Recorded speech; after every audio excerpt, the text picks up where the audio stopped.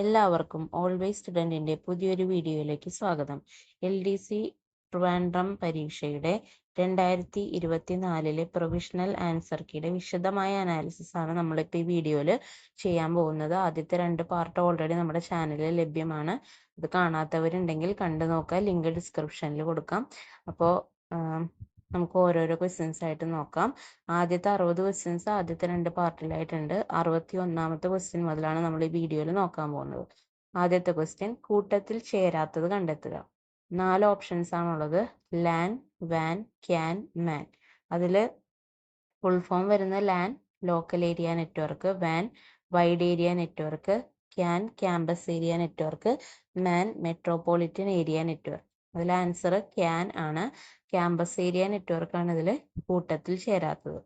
Next, താഴെ പറയുന്നവയിൽ Meta എന്ന കമ്പനിയുമായി ബന്ധമില്ലാത്ത സോഷ്യൽ മീഡിയ പ്ലാറ്റ്ഫോം ഏത്? ആൻസർ വരുന്നത് ഓപ്ഷൻ ബി ആണ്, ടെലഗ്രാം. ഇപ്പോൾ എല്ലാവർക്കും അറിയാവുന്ന ഒരു കാര്യമായിരിക്കും. നമ്മളിപ്പോൾ വാട്സപ്പ് ആയാലും ഫേസ്ബുക്ക് ആയാലും ഇൻസ്റ്റാഗ്രാം ആയാലും ഒക്കെ ഉപയോഗിക്കുമ്പോൾ അതിൽ മെറ്റ എന്ന് പറയുന്ന ഒരു കമ്പനിയുടെ സാന്നിധ്യം നിങ്ങൾ കണ്ടിട്ടുണ്ടാവും. അപ്പോൾ ഇതെല്ലാം മെറ്റയുടെ കീഴിലുള്ളതാണ്. ടെലഗ്രാം അതിൻ്റെ കീഴിലുള്ളതല്ല. അപ്പോൾ answer option B, Telegram. Next, deep fake എന്നാൽ ആൻസർ ഓപ്ഷൻ ബി, വ്യാജ ചിത്രങ്ങൾ, വീഡിയോ എന്നിവ നിർമ്മിക്കാൻ AI ഉപയോഗിക്കുന്നത്. അതായത് ആർട്ടിഫിഷ്യൽ ഇന്റലിജൻസ് ഉപയോഗിച്ച് വ്യാജ ചിത്രങ്ങളും വീഡിയോകളും ഒക്കെ നിർമ്മിക്കുന്നതിനെയാണ് നമ്മൾ ഡീപ് ഫേക്ക് എന്ന് പറയുന്നത്. നെക്സ്റ്റ്, വിവരാവകാശ നിയമം 2005 പ്രകാരം സംസ്ഥാന ചീഫ് ഇൻഫർമേഷൻ കമ്മീഷണറെ നിയമിക്കുന്നത്. ആൻസർ ഓപ്ഷൻ ബി, സംസ്ഥാനത്തിലെ ഗവർണറാണ്. അതായത് IT ആക്ട് 2005 പ്രകാരം ചീഫ് ഇൻഫർമേഷൻ കമ്മീഷണർ എന്ന് പറഞ്ഞിട്ടുള്ള ഒരു പോസ്റ്റ് ഉണ്ട്. അത് പോസ്റ്റിലേക്ക് നിയമനം നടത്തുന്നത് അതത് സംസ്ഥാനത്തിലെ ഗവർണർമാരാണ്. നെക്സ്റ്റ്, ഉപഭോക്തൃ സംരക്ഷണ നിയമം 2019 പ്രകാരം ഉപഭോക്തൃ സംരക്ഷണയുടെ നിർവചനത്തിൽ ഉൾപ്പെടാത്ത സേവനങ്ങൾ, അതായത് കൺസ്യൂമർ പ്രൊട്ടക്ഷൻ ആക്ട് ആണ് 2019. അത് പ്രകാരം ഈ കൺസ്യൂമർ പ്രൊട്ടക്ഷന്റെ നിർവചനത്തിൽ വരാത്തത് ഏതെന്നാണ് ചോദ്യം. ആൻസർ ഓപ്ഷൻ എ ആണ്, നിസ്വാർത്ഥ സേവനങ്ങൾ. ബാക്കി എല്ലാവരും ഇതിൽ വരും. ഗതാഗതം, വാർത്താ വിതരണം, ഇൻഷുറൻസ്, ഇതെല്ലാം കൺസ്യൂമർ പ്രൊട്ടക്ഷനിൽ വരും. പക്ഷെ നിസ്വാർത്ഥ സേവനം എന്ന് പറയുന്നത് കൺസ്യൂമർ പ്രൊട്ടക്ഷന്റെ പരിധിയിൽ വരുന്നതല്ല. നെക്സ്റ്റ്, ഇവയിൽ ഏതാണ് പട്ടികവർഗക്കാർക്കായുള്ള ദേശീയ കമ്മീഷന്റെ പ്രവർത്തനം അല്ലാത്തത്? ഓരോന്നായിട്ട് വായിക്കാം. ഭരണഘടന പ്രകാരം പട്ടികവർഗക്കാർക്കായി നൽകിയിട്ടുള്ള സുരക്ഷാ സംവിധാനങ്ങളുമായി ബന്ധപ്പെട്ട കാര്യങ്ങൾ അന്വേഷിക്കുകയും സ്വീകരിക്കുകയും ചെയ്യുക, അത് കമ്മീഷന്റെ ചുമതലയാണ്. നെക്സ്റ്റ്, പട്ടികവർഗക്കാരുടെ അവകാശങ്ങളും സംരക്ഷണവും സംബന്ധിച്ച നിർദ്ദിഷ്ട പരാതികൾ അന്വേഷിക്കുക, അതും കമ്മീഷന്റെ ചുമതലയാണ്. നെക്സ്റ്റ്, പട്ടികവർഗ സംരക്ഷണവുമായി ബന്ധപ്പെട്ട റിപ്പോർട്ട് പ്രധാനമന്ത്രിക്ക് സമർപ്പിക്കുക, അങ്ങനെ ഒരു ചുമതല കമ്മീഷൻ ഇല്ല. നെക്സ്റ്റ്, പട്ടികവർഗക്കാരുടെ സാമൂഹിക സാമ്പത്തിക വികസനവുമായി ബന്ധപ്പെട്ട ആസൂത്രണ പ്രക്രിയയിൽ പങ്കെടുക്കുകയും ഉപദേശം നൽകുകയും ചെയ്യുക, അതും കമ്മീഷന്റെ ഒരു ചുമതലയിൽ പെട്ടതാണ്. ആൻസർ ഓപ്ഷൻ സി ആണ് വരുന്നത്. അപ്പൊ ഇതിന്റെ കൂടെ നമുക്ക് 2 കറണ്ട് അഫയേഴ്സ് ഒന്ന് നോക്കി പോവാം. അതായത് ദേശീയ പട്ടികവർഗ കമ്മീഷന്റെ ഇപ്പോഴത്തെ ചെയർമാനായിട്ട് വരുന്നത് ആന്തർ സിംഗ് ആര്യാണ്. അതുപോലെ പട്ടികവർഗ കമ്മീഷനുണ്ട്, പട്ടികജാതി SC കമ്മീഷനുണ്ട്, ST കമ്മീഷനുണ്ട്. അപ്പൊ ST അഥവാ ദേശീയ പട്ടികജാതി കമ്മീഷന്റെ ഇപ്പോഴത്തെ ചെയർമാൻ വരുന്നത് കിഷോർ മക്വാനയാണ്. കിഷോർ മക്വാനയാണ് ദേശീയ പട്ടികജാതി കമ്മീഷന്റെ ഇപ്പോഴത്തെ ചെയർമാൻ. ആന്തർ സിംഗ് ആര്യാണ് ദേശീയ പട്ടികവർഗ കമ്മീഷന്റെ ഇപ്പോഴത്തെ ചെയർമാൻ. അതും ഒന്ന് നോട്ട് ചെയ്തേക്കാം. നെക്സ്റ്റ്, ഗാർഹിക അതിക്രമത്തിന്റെ നിർവചനത്തിൽ വരുന്ന കാര്യങ്ങൾ ഏതൊക്കെയാണ്? മാനസികവും ശാരീരികവുമായി പരാതിക്കാരിയായ ആളിനെ ഉപദ്രവിക്കുക, അത് ശരിയാണ്. സ്ത്രീധനം നേടുന്നതിന് പരാതിക്കാരിയുടെ ബന്ധുവിനെ ശല്യം ചെയ്യുക, അതും ശരിയാണ്. സാമ്പത്തിക ചൂഷണം, അതും ശരിയാണ്. അപ്പൊ ആൻസർ ഓപ്ഷൻ ഡി ആണ്, മുകളിൽ കൊടുത്തവ എല്ലാം. നെക്സ്റ്റ്, ലൈംഗിക അതിക്രമങ്ങളിൽ നിന്നും കുട്ടികളെ സംരക്ഷിക്കുന്ന നിയമം പോസ്കോ ആക്ട് നിലവിൽ വന്ന വർഷം? ആൻസർ ഓപ്ഷൻ എ ആണ്, 2012 പോസ്കോ നിയമം നിലവിൽ വന്നത്. നെക്സ്റ്റ്, ദേശീയ മനുഷ്യാവകാശ കമ്മീഷന്റെ ചെയർമാൻ ആരാണ്? ആൻസർ ഓപ്ഷൻ ബി ആണ്, ജസ്റ്റിസ് അരുൺ കുമാർ മിശ്ര. ജസ്റ്റിസ് അരുൺ കുമാർ മിശ്രയാണ് ദേശീയ മനുഷ്യാവകാശ കമ്മീഷന്റെ ചെയർമാൻ. അതായത് നാഷണൽ ഹ്യൂമൻ റൈറ്റ്സ് കമ്മീഷന്റെ ഇപ്പോഴത്തെ ചെയർമാൻ ജസ്റ്റിസ് അരുൺകുമാർ മിശ്രയാണ്.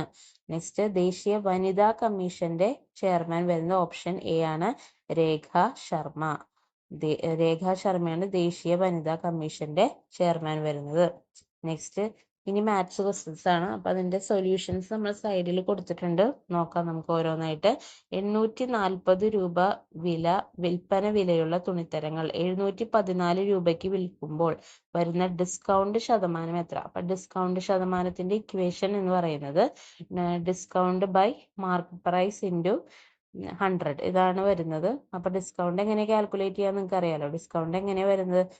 മാർക്കറ്റ് പ്രൈസിൽ നിന്ന് സെല്ലിംഗ് പ്രൈസ് മൈനസ് ചെയ്ത് കഴിഞ്ഞാൽ ഡിസ്കൗണ്ട് എത്രയാണെന്ന് കിട്ടും.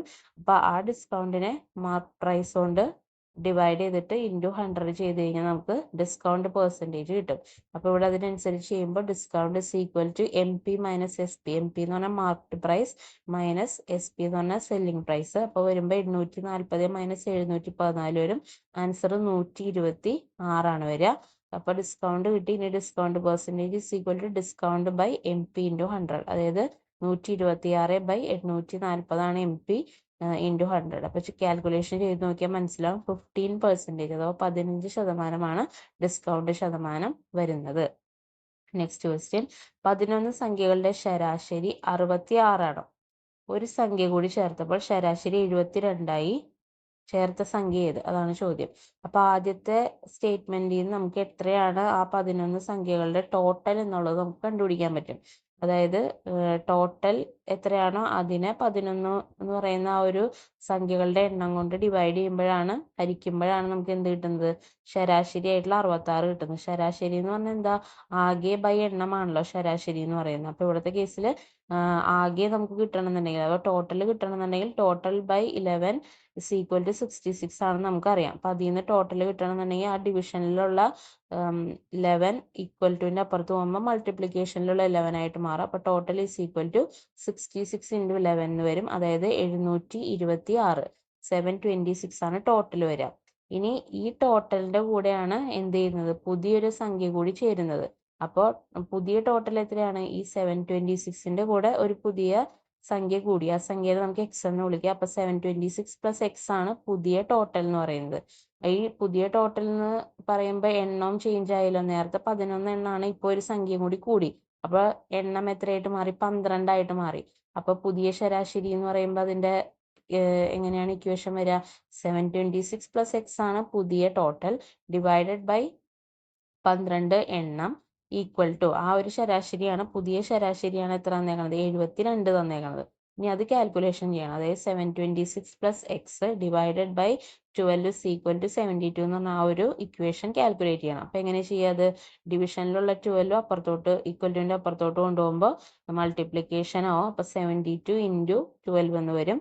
അതായത് 864 ആണ് അത് വരിക. അപ്പോൾ 726 plus X is equal to 864, 864 വരും. ഇനി അതിൽ നിന്ന് എക്സ് കണ്ടുപിടിക്കാൻ എന്ത് ചെയ്യണം?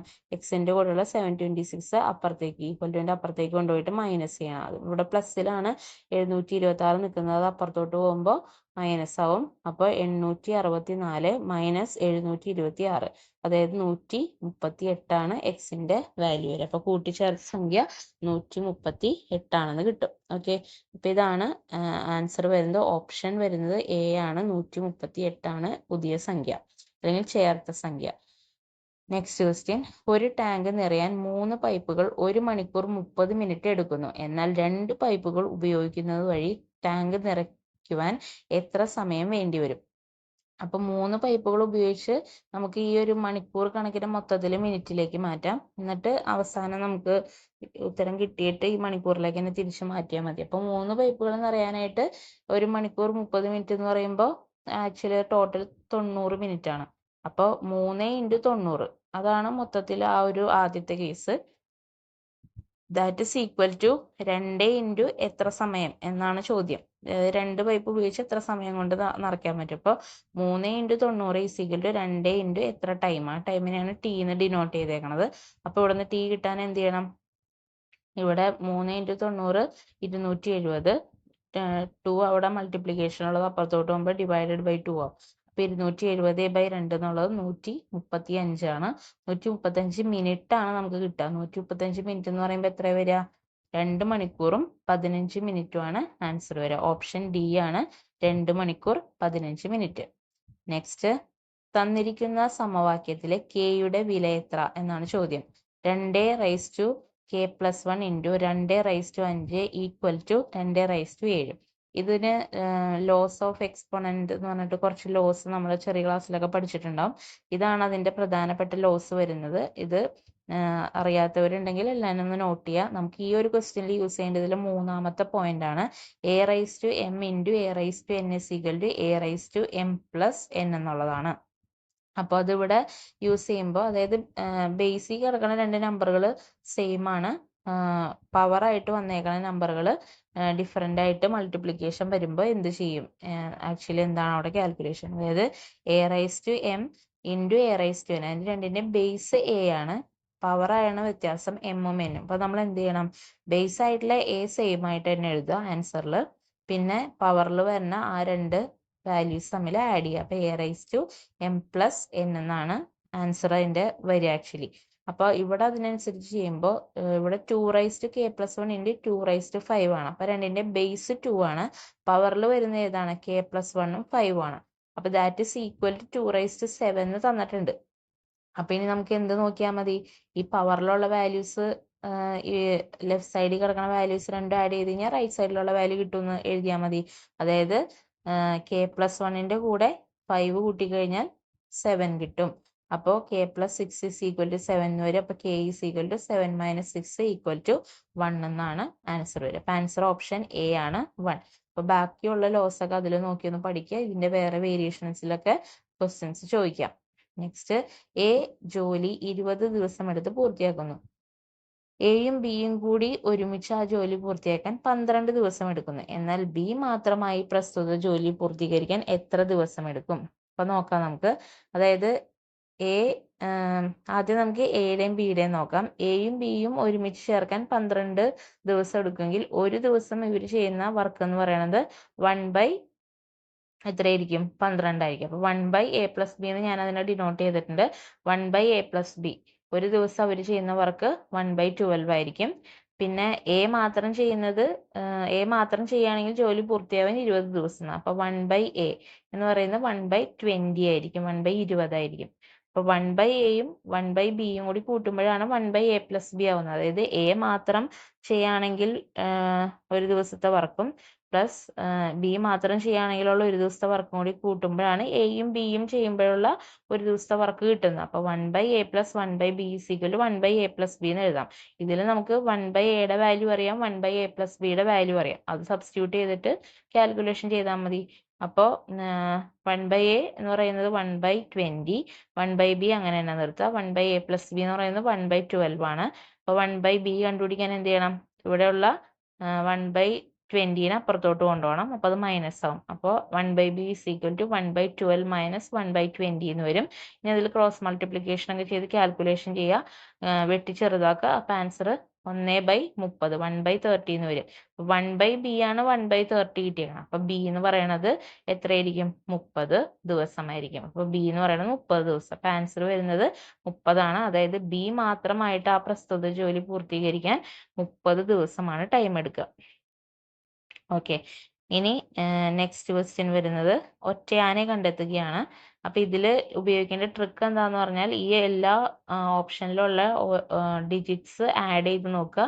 അപ്പൊ ഇതില് മൂന്നെണ്ണത്തിലൊഴികെ, മൂന്നെണ്ണത്തിലല്ലാതെ ഓപ്ഷൻ സിയിൽ വരുന്നതിന്റെ സമ്മ് വരിക, ഡിജിറ്റ്സ് സമ്മ് ചെയ്ത് കഴിഞ്ഞാൽ 16ഉം ബാക്കി മൂന്നെണ്ണത്തിന്റെയും ഡിജിറ്റ്സിന്റെ സമ്മ് 17ഉം ആണ് വരിക. അപ്പോൾ അതാണ് ഓഡ് വൺ ഔട്ട് അഥവാ ഒറ്റയാന്ന് പറയുന്ന ഓപ്ഷൻ സി ആണ്. 25,631 അതിൽ ഓരോ ഡിജിറ്റും ആഡ് ചെയ്യുമ്പോൾ 17 കിട്ടും. 52,163 അത് ആഡ് ചെയ്യും, അതിലെ ഡിജിറ്റ്സ് ആഡ് ചെയ്യുമ്പോഴും 17 കിട്ടും. പിന്നെ 34,424 അത് ആഡ് ചെയ്യുമ്പോഴും അതിലെ ഡിജിറ്റ്സ് ആഡ് ചെയ്യുമ്പോഴും 17 കിട്ടും. കിട്ടാത്തത് 33,442 ആഡ് ചെയ്യുമ്പോൾ എത്ര കിട്ടുക? 16 ആണ് കിട്ടുക. അപ്പൊ അതാണ് ഒറ്റയാൻ. ആൻസർ ഓപ്ഷൻ സി ആണ്. നെക്സ്റ്റ്, രാജു 8 കിലോമീറ്റർ വടക്കോട്ട് സൈക്കിളിൽ യാത്ര ചെയ്തു. പിന്നീട് വലത്തോട്ട് തിരിഞ്ഞ് 2 കിലോമീറ്റർ യാത്ര ചെയ്ത ശേഷം വീണ്ടും വലത്തോട്ട് തിരിഞ്ഞു 1 കിലോമീറ്റർ യാത്ര ചെയ്തു. ഇപ്പോൾ രാജുവിന്റെ യാത്ര ഏത് ദിശയിലാണ്? ആദ്യം വടക്കോട്ട് പോയി. വടക്കെന്ന് പറഞ്ഞാൽ നോർത്താണ്. നിങ്ങൾക്കറിയാം അത് നേരെ മുകളിലേക്കാണ് നമ്മൾ മാർക്ക് ചെയ്യുക. അപ്പൊ 8 കിലോമീറ്റർ നമ്മൾ അവിടെ സൈഡിൽ അത് വരച്ചിട്ടുണ്ട്. 8 കിലോമീറ്റർ മുകളിലേക്ക് പോയി അഥവാ നോർത്തിലേക്ക് പോയി. പിന്നെ അവിടെ നിന്ന് വലത്തോട്ട് തിരിഞ്ഞു എന്നാണ് പറയണത്. അപ്പൊ വലത്തോട്ട് തിരിഞ്ഞതായിട്ട് മാർക്ക് ചെയ്തിട്ടുണ്ട് 2 കിലോമീറ്റർ. പിന്നെ അവിടെ നിന്ന് പിന്നെയും വലത്തോട്ട് തിരിഞ്ഞു. അപ്പോൾ 1 കിലോമീറ്റർ പിന്നെയും വലത്തോട്ട് തിരിഞ്ഞ് മാർക്ക് ചെയ്തിട്ടുണ്ട്. അപ്പൊ നേരെ നമ്മൾ ആദ്യം നോർത്തിലേക്ക് പോയതിന് നേരെ ഓപ്പോസിറ്റ് ഡയറക്ഷനിലാണ് നിൽക്കുന്നത്. വടക്കിന് നേരെ ഓപ്പോസിറ്റ്, അതായത് അത് തെക്കായിരിക്കും വരിക. അപ്പൊ ആൻസർ ഓപ്ഷൻ ബി ആണ്. തെക്ക് ദിശയിലാണ് രാജു ഇപ്പോൾ യാത്ര ചെയ്യുന്നത്. നെക്സ്റ്റ്, ഹലോ എന്ന വാക്ക് KHOOR എന്ന് കോഡ് ചെയ്യപ്പെടുന്നു. എന്നാൽ വേൾഡ് എന്ന വാക്കിന്റെ കോഡ് എന്ത്? അതായത് ഇപ്പൊ ഇവിടെ കോഡ് വന്നിരിക്കുന്നത് ഇപ്പൊ H ആണെന്നുണ്ടെങ്കിൽ H കഴിഞ്ഞ് മൂന്നാമത്തെ ലെറ്റർ ആണ് K.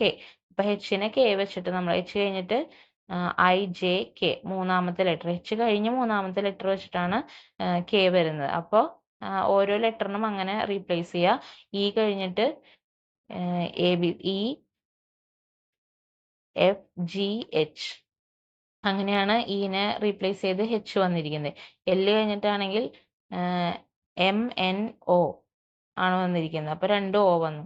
അങ്ങനെയാണെങ്കിൽ ഓന് പകരം എന്ത് വന്നു? PQR. അപ്പോൾ എന്ത് വന്നു? ഓക്ക് പകരം R വന്നു. അപ്പോൾ ഓരോ ലെറ്ററിന്റെയും അത് കഴിഞ്ഞുള്ള മൂന്നാമത്തെ ലെറ്ററിനെ വെച്ചിട്ടാണ് റീപ്ലേസ് ചെയ്യുന്നത്. അപ്പോൾ വേൾഡിലും ഇതുപോലെ ചെയ്യുക. W കഴിഞ്ഞിട്ട് മൂന്നാമത്തെ ഏതാ? W കഴിഞ്ഞിട്ട് XYZ. അപ്പൊ Z തുടങ്ങണ ഓപ്ഷൻ ഒരെണ്ണം മാത്രമേ ഉള്ളൂ. അപ്പോൾ അതെന്തായാലും ഓപ്ഷൻ D ആയിരിക്കും. പിന്നെ വേണമെങ്കിൽ ഒന്ന് ഉറപ്പിക്കാൻ ഒരെണ്ണം കൂടി നോക്കാം. O കഴിഞ്ഞിട്ട് നേരത്തെ നമ്മൾ കണ്ടതാണ്. O കഴിഞ്ഞിട്ട് R ആണ് നേരത്തെ റീപ്ലേസ് ആയത്. അപ്പോൾ ഓക്ക് പകരം വരുന്ന R ആയിരിക്കും. അപ്പൊ ആൻസർ ഓപ്ഷൻ D തന്നെയാണെന്ന് ഉറപ്പിക്കാം. പിന്നെ നെക്സ്റ്റ്, തന്നിരിക്കുന്ന സംഖ്യാക്രമത്തിലെ 4ാമത്തെ സംഖ്യ ഏത്? അതായത് 4ന്റെ കൂടെ 3 കൂട്ടിക്കഴിഞ്ഞാൽ 7 കിട്ടും. 7ന്റെ കൂടെ 5 കൂട്ടിക്കഴിഞ്ഞാൽ 12 കിട്ടും. 12ന്റെ കൂടെ എത്ര കൂട്ടിക്കഴിഞ്ഞാൽ അടുത്ത സംഖ്യ കിട്ടും? അതായത് ഇവിടെ നമ്മൾ ഒറ്റ സംഖ്യകളാണ് കൂട്ടി പോകണം. 3 എന്ന് പറഞ്ഞാൽ സ്റ്റാർട്ടിങ് നമ്പർ മുതലുള്ള ഒറ്റ സംഖ്യകളാണ് കൂട്ടുന്നത്. 4ന്റെ കൂടെ 3 കൂട്ടി 7 കിട്ടി. 7ന്റെ കൂടെ അടുത്ത ഒറ്റ സംഖ്യ 5 അല്ലേ, അത് കൂട്ടി 12 കിട്ടി. 12ന്റെ കൂടെ അടുത്ത ഒറ്റ സംഖ്യ ആയിട്ടുള്ള 7 കൂട്ടുക. അപ്പൊ 12ന്റെ കൂടെ 7 കൂട്ടുമ്പോൾ എത്ര നമുക്ക് കിട്ടും? 19 കിട്ടും. അപ്പൊ ആൻസർ വരുന്നത് ഓപ്ഷൻ A ആണ്, 19. Next,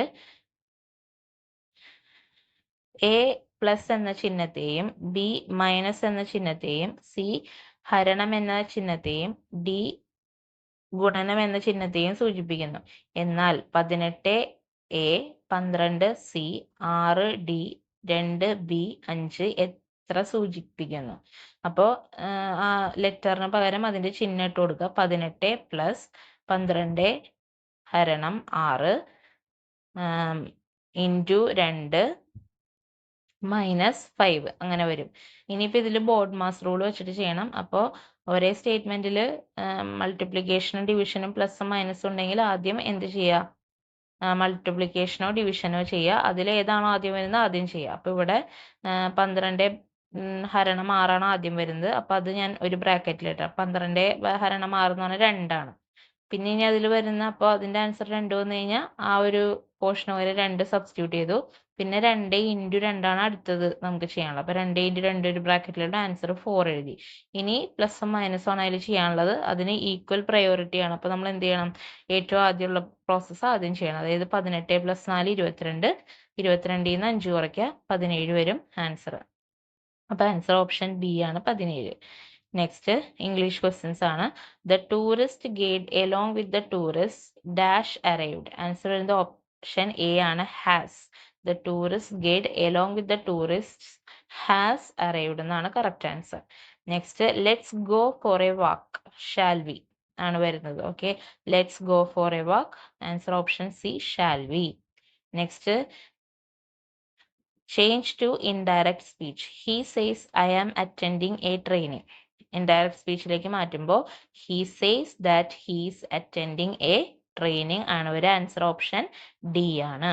next, if I had money I dash the poor. Answer option C ആണ്, would help. അതായത് if I had money I would help the poor. Next the doll belongs dash to the dash the child. Answer വരുന്നത് 2 ആണ്, the doll belongs to the child എന്നാണ്.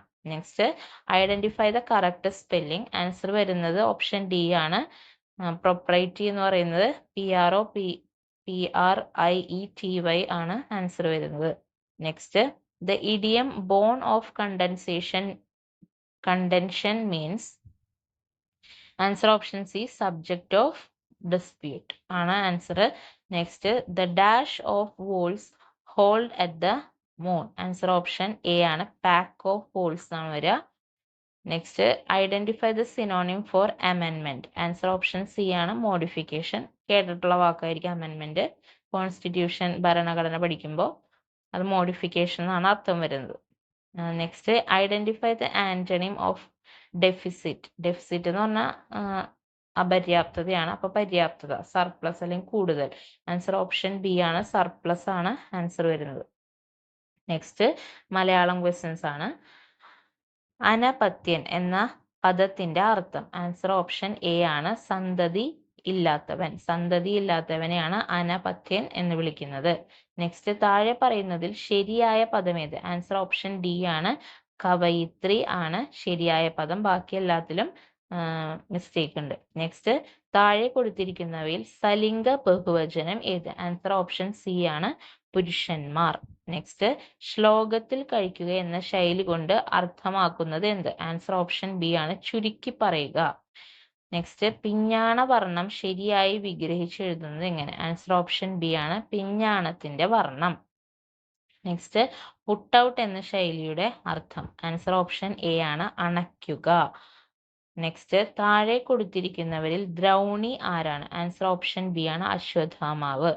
Next Chinmudra എന്ന പദം ശരിയായി പിരിച്ചെഴുതിയത് എങ്ങനെ? Answer option C ആണ്, ചിത് plus മുദ്ര ആണ് ചിന്മുദ്ര.